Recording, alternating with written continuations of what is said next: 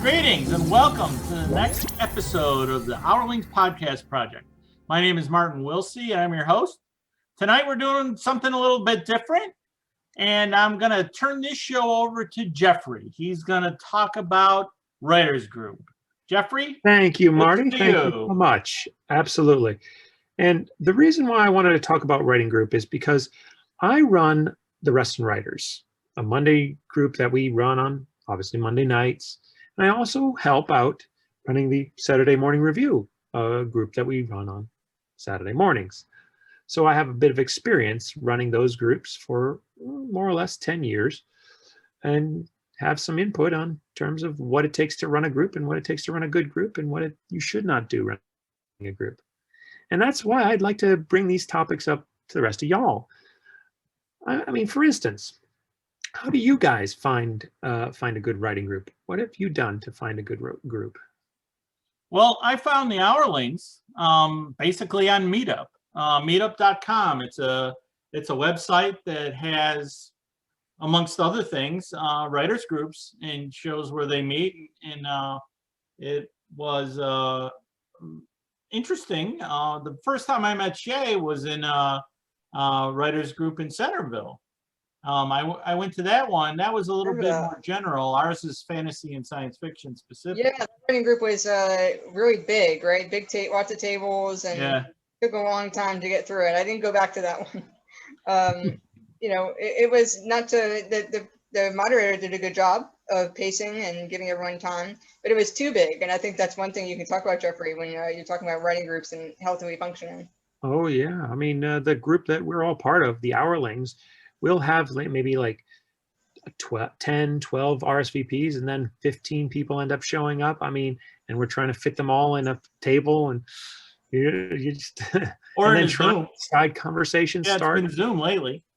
Well, it has been Zoom, and we haven't had too much trouble with people showing up. Believe me, the science book club that I run on Sundays, I've had up to 30 people show up for that. And getting through all of them, that's a whole other can of worms. But we have actually been pretty lucky in terms of Zoom, in terms of the number of people that show up. Well, I think Meetup is a good way to find a writers group. I think a lot of people find it by word of mouth. Right. Authors tend to cluster together. People talk about, hey, I'm writing a novel, and people say, oh, I always wanted to write one. How are you doing that? And I've dragged a few folks to writers groups and persuaded them to. Yeah. So word of mouth is another way. I've invited a few people. I will say that I think there's a time when you might want to be looking for a writing group. And in my case, I'd gotten to the point where nobody in my circle of friends could really help me with the story problems I was having. They could tell me whether or not they liked my story or not, but they couldn't say it's paced wrong or your motivation for the character isn't properly supported or anything. So I went looking for a writing group when I had reached the point where I needed people who were peers of myself at a skill level like mine or better to help me on my craft issues. And I think that's an important aspect too. I think people also find writers groups by going to literary conferences. Oh yeah. It's a place where people talk up and actually get organized into writers groups. I found one of my writers group just through going to the library, and I saw that there was an advertisement for it at the library. So I guess that's the most old-fashioned way, but that's how I found my first one. Well, let me ask you guys now. Types of writing groups. There are many types that you need to be aware of. Some groups they're community. You write together, and if you have a question, you just mention it, and then the other writers will help you, but then you just start writing again. Also, there are critique groups. Some critique groups, you expected to read the pieces before you come, and then be ready to provide your feedback. Other critique groups maybe read aloud, where you take the piece and you read it to everyone so that you can hear it, they can hear it, they can practice their dictation on it and see any things that don't work when reading it. So what type of groups do you guys like? I don't like having homework. So I actually struggle with the groups that make you read beforehand, because I admittedly, and I will go on the record confessing it, Rarely am able to read it, you know, cover to cover. It's not really the right term for a printed out piece of paper, but word for word. I'll usually end up doing, you know, the first 3 pages really well and then skimming the rest because I'm running out of time or whatever. So I don't do well with that. I do much better with groups that read aloud, so that, you know, I have to listen and pay attention, and I have my red pen. I can go along. I feel useful. So I prefer that. And when you're reading it aloud, it's really nice to hear yourself talk if you wrote it. So yeah. Oh yeah. See, I'm exactly the opposite. My preference is how we run the Hourlings, which is you read in advance, you make notes, and talk about it on the day of the meeting. You definitely get more discussion time. Yeah, yes, you do. I find that to be more useful. And my least favorite kind of writing groups are the write-ins, where you all just go to a coffee shop and sit there quietly and all write simultaneously. I agree. Yeah. That is just counterproductive for me. Right. And I was trying to find a writers group in my new town where I live, and one of the ones I went to was every week the guy would give you a writer's topic or whatever to write for 2 minutes and then read whatever it is you wrote out loud. I found that to be of no service to me at all. Yeah. But then you might be at a different stage too. So I could see some of those write-in groups could be useful for somebody who needs to get the motivation to write. But I have the motivation to write. I don't need that kind of motivational support. Yeah. What I felt I needed from a writing group was critique. What was I doing good and what was I doing bad that I could improve on in my stories? And for me, the Hourlings was sort of like a writer's boot camp. I learned by critiquing other people, and then I learned by getting critiqued. And a few years of that, I think, dramatically improved my skills, as it would for anybody who's actively working hard to improve their craft. See, I want to echo that and even louder, because critiquing other people's works makes me a way better author. I go every week. I may only submit something once a month or once every other month. But by going week in and week out, it helps me a lot as an author. There's some people that only show up when they've got something that they want critiqued. And that doesn't help them as much. And, you know, it doesn't help up the rest of the people in the group as much either, because we are denied their help when we do submit something. Right. So I like it when authors come all the time instead of just when they have. I feel like I have to defend my name a little bit, because I went on record saying that I struggle with the homework part of it. I don't go to the Hourlings regularly, but that's only because it's at 10 a.m. and I'm a night owl, and that's just too early for me. But so Shay, I think I have the perfect answer for you. What's that? Rested Writers, dude. We meet Monday nights. But I have another group that meets Monday nights. That's what I was going to say. I go to another group.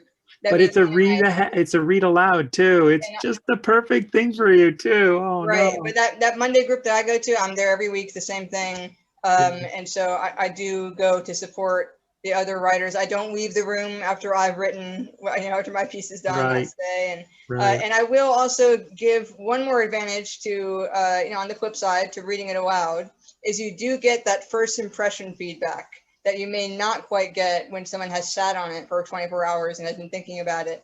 I really do value that first impression feedback too. I think both are important. So it wouldn't be a bad idea to put your piece through both, through one that takes its time, thinks about it, goes back and looks at it, and one that gives you their first gut impression on it.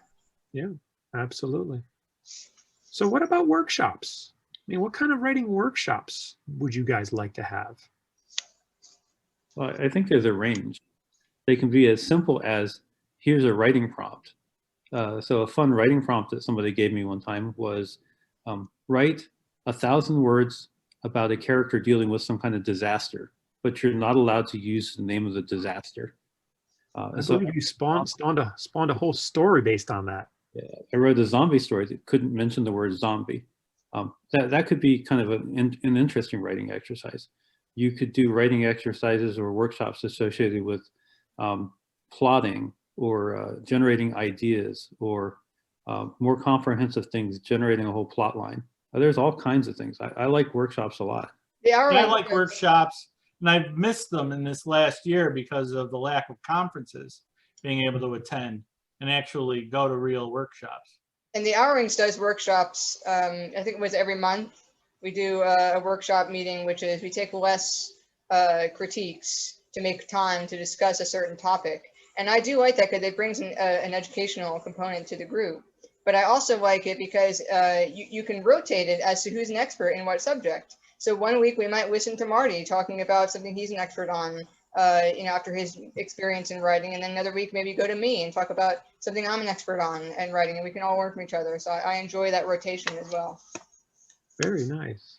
Yeah, no, I've enjoyed them too. I mean, been some very interesting topics, Dave. Yourself, you've hosted some very interesting topics that I've quite enjoyed in terms of how to format a structure of a story. So very good, guys. I will also add that there is an Hourlings page devoted to the various writing exercises and things that we have done for the Hourlings. I'll make sure I include that in the comments. Thank you, David, for this episode. That is awesome. Now it comes to a more deep topic: problem children. I remember, for instance, that I had one writer, and she came she gave her, like, she wasn't that bad, but she was like starting out as a writer in one of our other writing groups, the Saturday group, in fact, that we do consider like for beginners or intermediate writers, whereas the Hourlings, we do expect people to have a little bit more chops to their writing skills. But anyway, in this group, the one critiquer was just so viscerally mean. That woman just left and never came back. Have you guys? The Hourlings, we've learned a lot of lessons from this. And so now with the Hourlings, it's a general rule that a new author, a new member, actually attends 3 times before they can submit a piece. That way they learn, they get to know us personality-wise. They get to know how the business of the meetings go. And hopefully in 3 meetings, they will truly understand that the critiques that we're doing are not personal. We're not screaming at you that your baby's ugly, and then you storm off in a huff and never come back. We're not lying to you either. If the story, but we're not lying to the person either. If the story doesn't work, we're going to tell them it doesn't work. But here's why. Yeah. Here's some ideas for how you could fix it and take it to the next level. Right. But we do it not in a mean. We do it constructively. We do it politely. We care about the authors. We're just trying to make your work better. No, I think there's also an onus on authors to be honest about what they're looking for. If you're really just looking for validation, then that's, one thing. Or maybe you're looking for prescriptive versus descriptive feedback, which you should make clear. Some people don't want to be told what to do, which is prescriptive. They just want to be told whether it's working or not, and they'll figure it out. And they take offense when you say, well, this is what you should do with your story. But me, actually, I prefer prescriptive because I have the opposite opinion where if you're going to tell me something doesn't work, you got to provide an alternative because I've done the best I can, so tell me where I should take it instead. So I like prescriptive because it really does seem like the feedback giver is wanting my success rather than just saying, well, I didn't like it. The caveat there is when you're writing something, you have to be clear in your mind what it is that you're trying to accomplish in the story. Because a lot of times people will point out that maybe something is wrong with this story, and they'll all have different ideas about how to solve it. But some of those ideas might not be true to what you're trying to accomplish in the story. So at some point, you have to figure out how to fight for the story that you're trying to bring to the table, and filter between different ideas of prescriptive remedies to fix it. Right. It's really important to convey to new members that you can just sit there and take notes and then say thank you at the end, and you can take some advice and leave some advice, knowing that none of it's personal. Absolutely. Except when we critique Dave. It's always personal when I critique Dave. No, actually, I'm looking for something a little different. At this point, I think that in general I can write, What I'm mostly looking for from people is the story working, et cetera, et cetera. And so I'm most interested, and this is why I ask a lot of questions when I'm being critiqued, not because I'm defending my story. It's because if you say it didn't work, what didn't work? Did you not like the character? Did you not believe the character? Did you believe that their transition from good guy to bad guy was too quick? Did I not sell it enough? Something like that.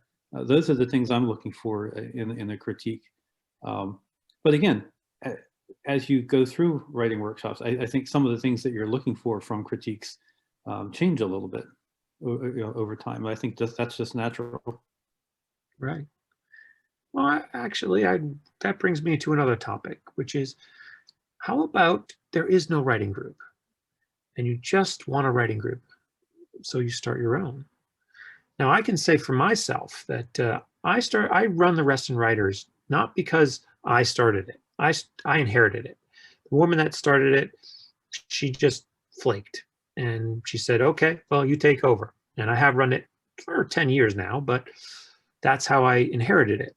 But sometimes there's just nothing there. And, some of you may have had that problem. I mean, Marty, for instance, you just moved to Fredericksburg, right? And yep.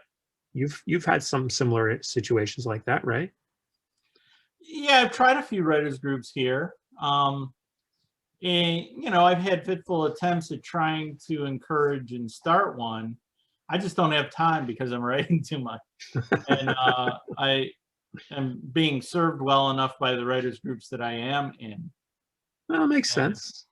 Yeah. And quite frankly, Zoom makes writing groups a lot easier. True. If you moved out of the area, and I mean, you're not that far away, Marty, but if you move out of the area, you could still participate via Zoom. And the additional fact with something like Zoom is, when I'm being critiqued, I can concentrate on what people are saying and the conversation, and I can get the recording later on. Oh, yeah.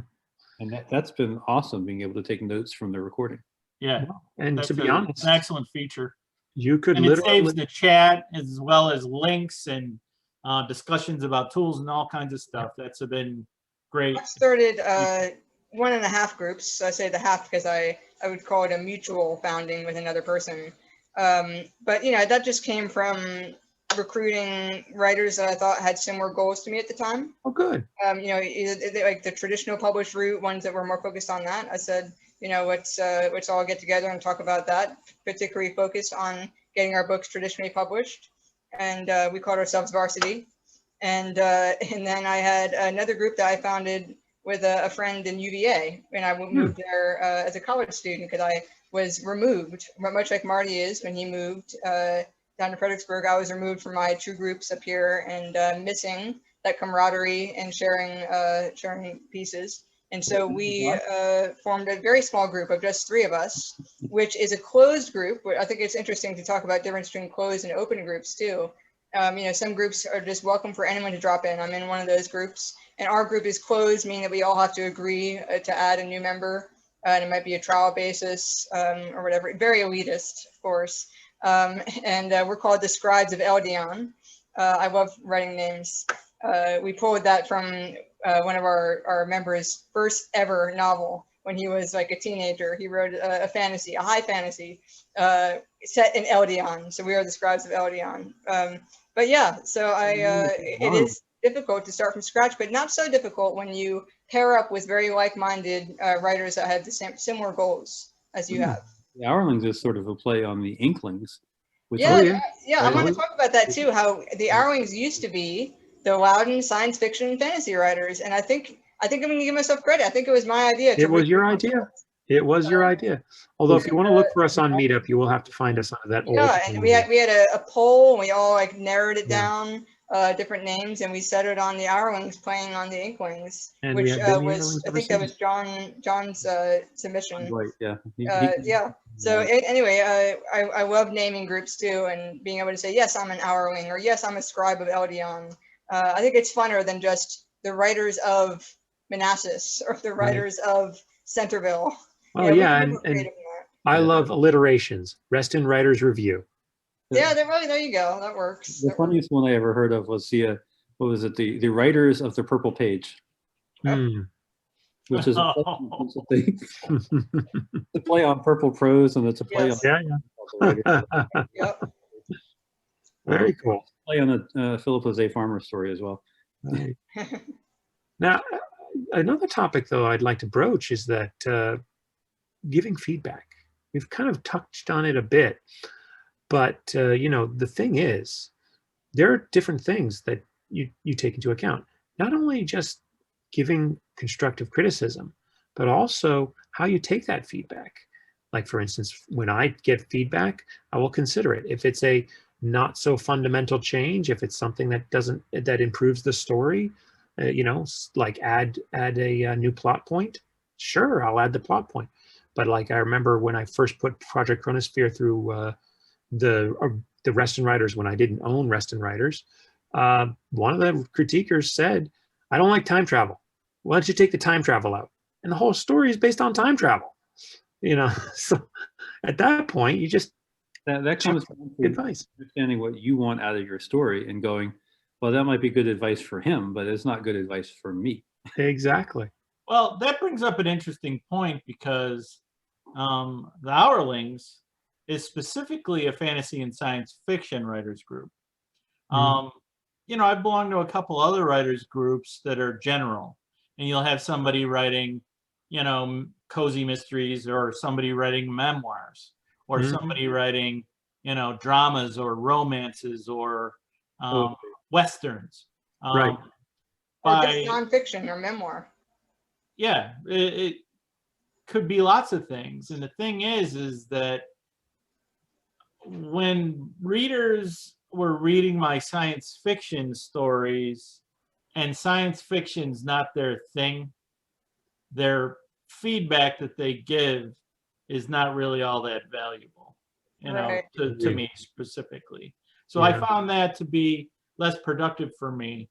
And me giving feedback on somebody else's work that's not a genre that I enjoy is also problematic. And so, you know, it's, you know, when it comes to the topic of giving feedback, you know, everybody's different on the kind of feedback that they give. I frankly would never have the hubris to give anybody feedback about spelling, grammar, or punctuation.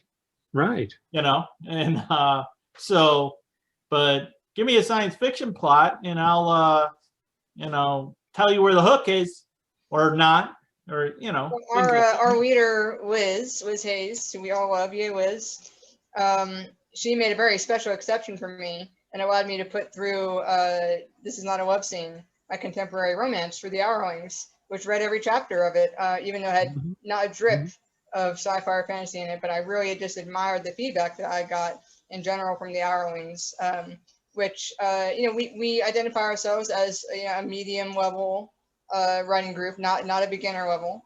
And I think Liz defined that as just being, do you actually write? You know, do you put pen to paper? Well, and more than that, there is a requirement for a writing sample, and we have turned people down. Yeah, we're not there to teach you how to write paragraphs. You need to have that when you already. Right. I mean, if it's something very glaring, David, yeah. But I remember Liz saying that really that form that asks for a writing sample is just to prove that you actually write. But yeah, I'm sure there are. Well, part of the reason for that form is that it scares away a lot of people. Yeah, exactly. It shows if you're serious or not. Yeah, I have been in other writers groups where there is people that like to think that they're writers, but never write a thing ever. And right. And I have heard feedback from some folks like that, and they talk like they're an expert about writing when they have never written a thing. It's kind of creepy. Right. Oh yeah. It is. Yeah, I mean, and for me, to be honest, the feedback is very valuable, and I definitely take it into account and I respect it. But it's secondary for me in a writing group. The main reason that I submit to writing groups is deadlines. I wouldn't have the discipline to get the chapter done in time for the deadline of the writing group. So that's actually what's been most helpful to me as far as being in a writing group is I have a deadline that we're meeting at this time every week, so your chapter better be ready. And that's what helps me a lot. Good point. I find it interesting because I don't submit my novels, not even chapters, through the writers group. I'll submit the first couple chapters to make sure that the hook is there, that that it starts off with a bang to get people reading, and but I won't run a whole novel through there. Right. But on the other side of that coin, having a relationship inside a writers group is a good way to find beta readers. Right. There's a lot of writers that have a hard time finding beta readers to read an entire novel. It's a lot of quid pro quo there. I mean, you read my beta, I read your beta. Yeah. And if it's a fairly professional writing group like the Hourlings, you may also find some of your first credentials as a published writer coming from the anthologies that our group published. And the fact that some of our members are actually editors who publish their own for money anthologies as well. Yeah, one of my favorite of all time writing theory books is Wiz's How to Write Faster. Oh, yeah. I love that book. I hope you all have read it because it's very informative. Yeah, and or Python book. Oh wait, no, that's programming. You don't want to do that.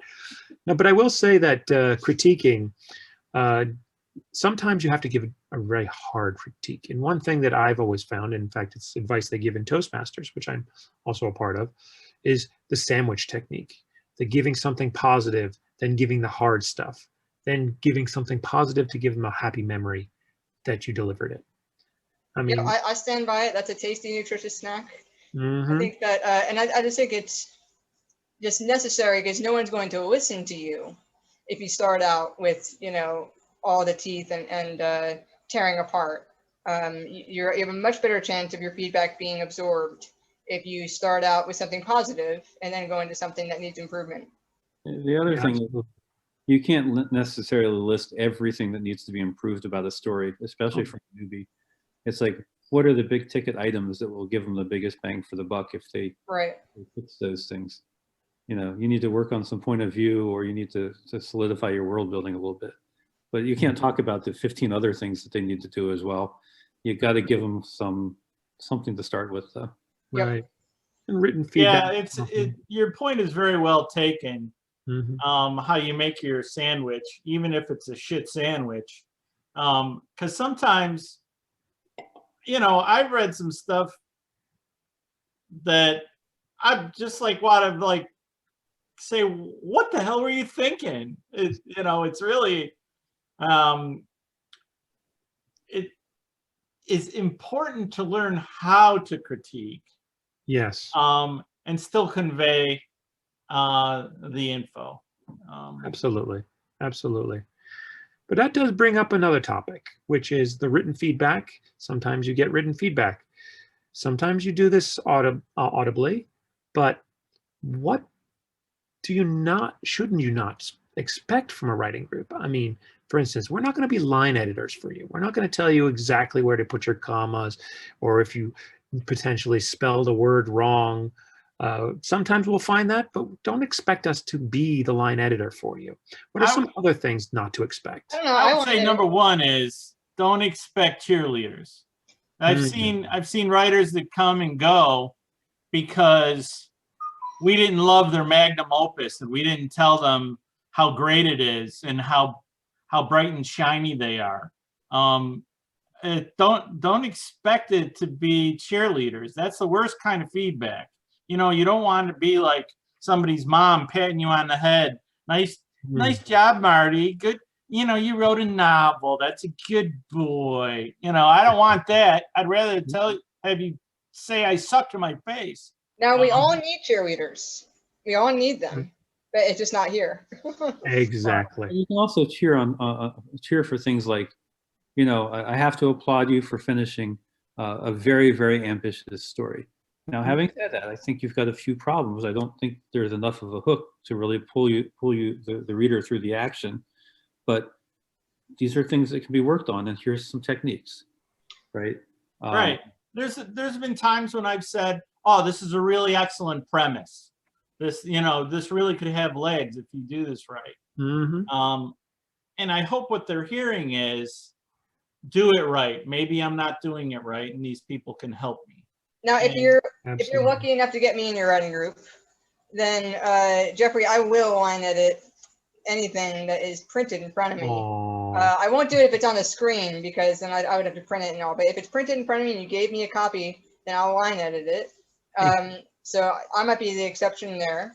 But one thing I'd say not to expect is free labor, as far as if you know someone in your writing group who is very good at doing book covers, they're not just going to do your book cover, because Right. you're in the writing group. It's a great place to network, to make relationships. Maybe it's a quid pro quo thing. Maybe he does your book cover, and in return you offer to line edit the whole novel that he wrote. That's possible. Or maybe it's just going to be this is my rate. So it's a great way to find professionals. But just because you're a member in someone's book club does not mean that they're automatically going to give their services to you for free. Absolutely. I would, Advice. but I also like barter a lot. So, I like barter too. Bartering's good. Mhm. Yep, I would do that when I can, for sure. Absolutely. Just for that. I'll Perfect. give you a full detailed line critique of your story if you copy edit this for me. Goes a long way. Yep, Oh, yeah. for sure.